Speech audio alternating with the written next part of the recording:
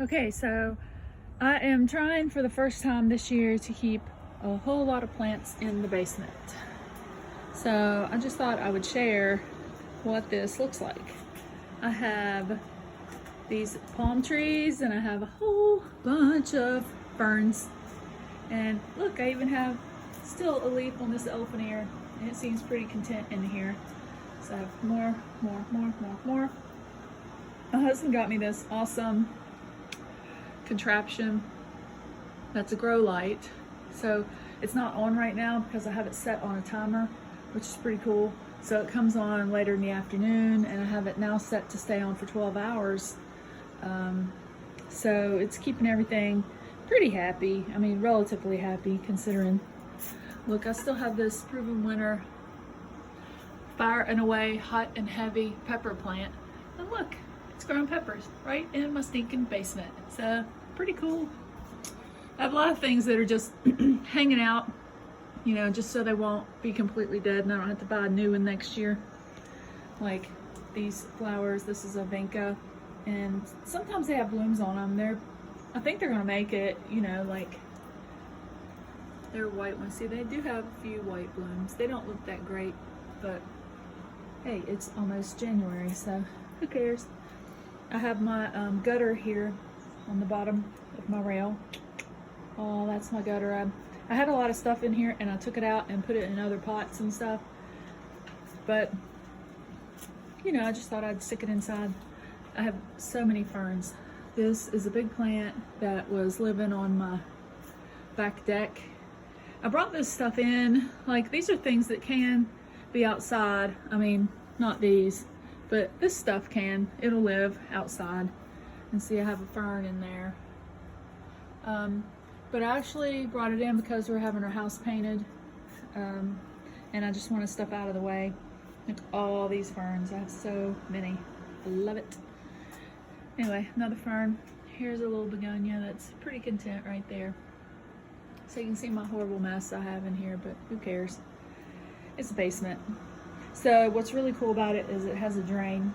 So I can come in here. I water my plants about twice a week.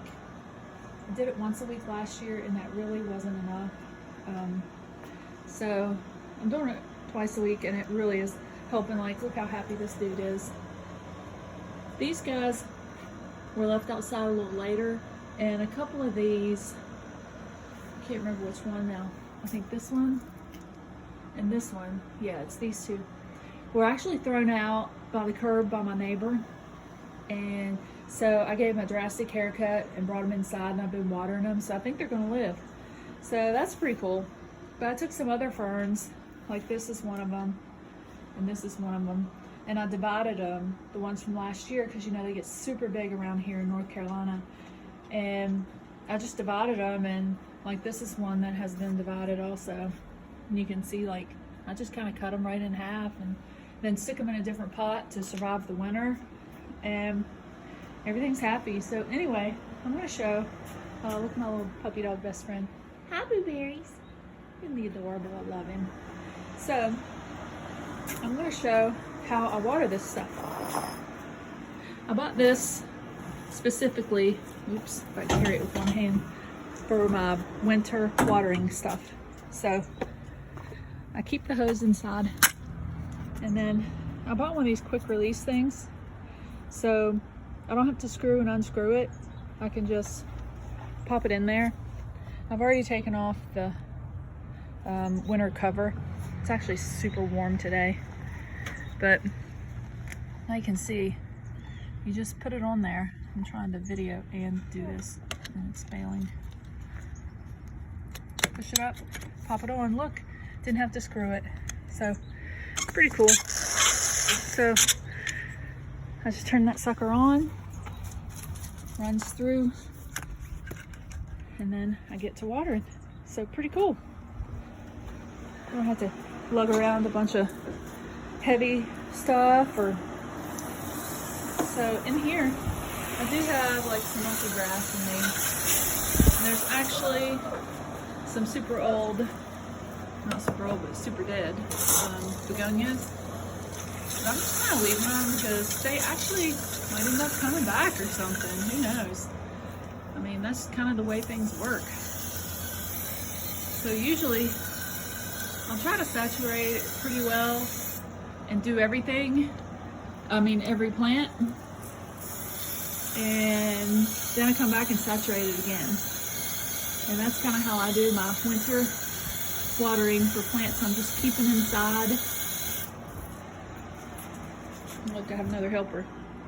Look, I will throw your ball in a minute, okay? Okay. Focus, Becky. So, this is it. Oops. Uh-oh, I have a kink. So, you know, it really doesn't matter if I get it on the ground right through here, because it's just going to go down the string. So I do like that. This house was built in 1941, and let me tell you, it is just awesome. Super well built. We do think it's haunted by a gentleman we call Mr. Looney. And we just call him Mr. Looney because we saw that name written on one of the rafters down here in the basement. This is a coleus that a friend gave me. So it looks a little rough right now too, but hopefully it'll make it through the winter and we can put it right back out there next year. There's that lemon coral sedum that, if anybody knows me, you know, I love that stuff. It grows just about anywhere, really. So you can see this, I kind of have it in a tub that has water in it to keep it hydrated. I don't know if that's a good idea or not, but we'll see. It hasn't died yet. So it's pretty cool to have these peppers growing right in the middle of winter.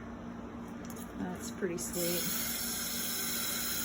I wish I could remember the name of this right now because I'm filming, but I'm having like a total brain fart and can't remember what it's called. But this thing is really, really, really pretty in the summer. They're so heavy because these are tall and they'll fall over in the wind. So I had them kind of up against stuff to help brace it. But these ferns I'm watering now are some of those that I divided from mine. I did the same thing last year and it really worked.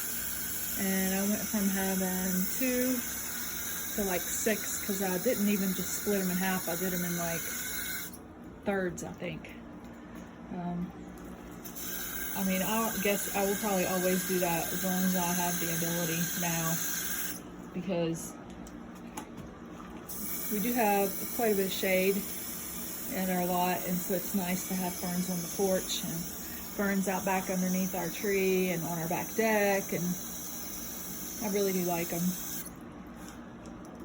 See, it really, I mean, maybe it might seem like this is taking forever, but the second video after the kink in the hose is at 2 minutes and 47 seconds right now. So, I mean, let's be honest, like, oops, wait, I'm losing my grip.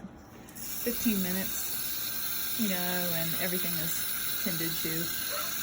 I started to cut this one back a little bit, but it does kind of seem okay, so. And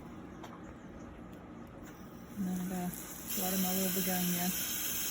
I didn't know if they'd really do well out here. This is a begonia right here too, and they're just cuttings. So they're not dead. Maybe they'll live next year, be super happy. So now I'm just gonna walk outside for a second. You can see my loudmouth puppies. But this is something I just planted about maybe a month ago.